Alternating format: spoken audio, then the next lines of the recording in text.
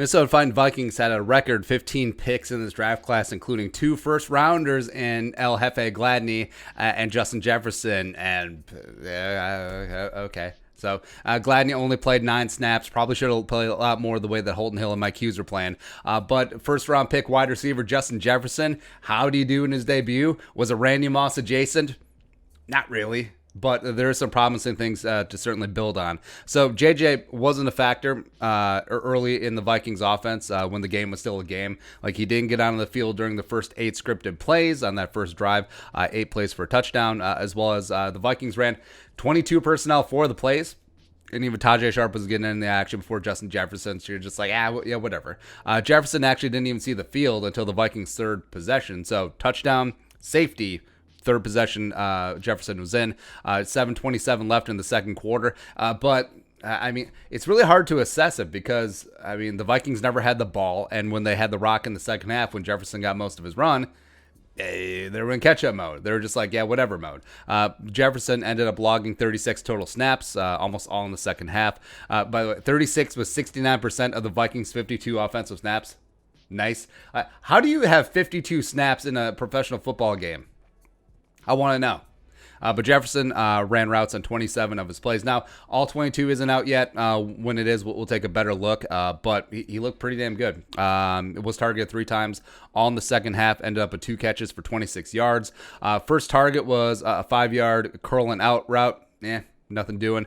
Second target was a 9-yard tunnel screen on 3rd and 16. I think it was smart to start feeding him some targets. Just sort of, when you get into a boxing match, that since all of us have been in prize fights and whatnot, sometimes the best thing to do is you're nervous going in, but as soon as you get punched in the mouth, you're just like, okay, now we can actually fight. So those nerves goes away. So I think it was smart to force feed Jefferson there. So it's like, this was his legit first NFL action, like no preseason, nothing like that. And yes, he's played in some pretty big time games, including winning himself a national title. Understand that, but again, the league is the league. The show is the show, and it is a little bit different. So I'm sure Jefferson, when he first finally got on the field, well, he had to wait the entire first quarter just sitting around. I was like, am I going to play him? Am I going to play him? Am I going to play him? Am I going to play? And then as soon as he caught that screen on the second target, it was just like, okay, now I can play. Now we're good to go, right? So would you like to see more from a first-round pick?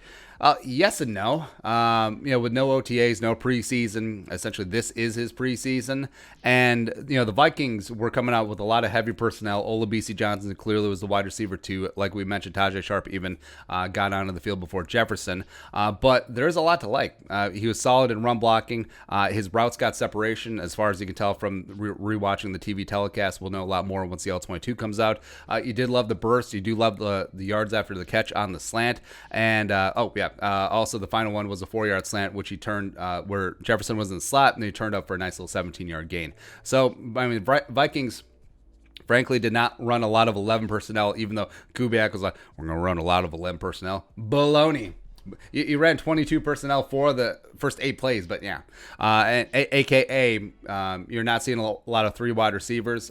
You did in the second half when the Vikings were in perennial catch-up mode, when the poop really did hit the fan. So, dipping your toe in, I think it's perfectly fine. The Vikings offense is going to need a dynamic downfield playmaker besides Adam Thielen. So I think it is time to free Justin Jefferson. But that slant was really, really good because he's working from the slot where he's probably going to work from most of the time. I turned a little 4-yard slant and got some nice 13 yards after the catch, turning into a 17-yard gain. I think that's where his bread is going to be buttered. I think you're going to see a lot of that this year. I think that Kirk Cousins is going to build up a nice rapport and really be comfortable with Jefferson going forward. So don't be discouraged by sort of a meh game where he wasn't really used early and then put up monster gaudy stats. I think that'll come because I think that I like Olabisi Johnson a lot, but just the ceiling of Justin Jefferson is going to be a lot higher than BC. So I think that the Vikings will have to work 18 in more, and I think that you'll see his snaps, when the game is actually relevant, go way up, as well as targets and then stats, and everything else will take care of itself there. But overall, pretty decent. We'll take it. All right, but your thoughts on Justin Jefferson's debut? Let us know in the comments section below. Subscribe for daily Vikings takes. Want to support that work? Pull some of the Venmo. But until next time, Skol, production value.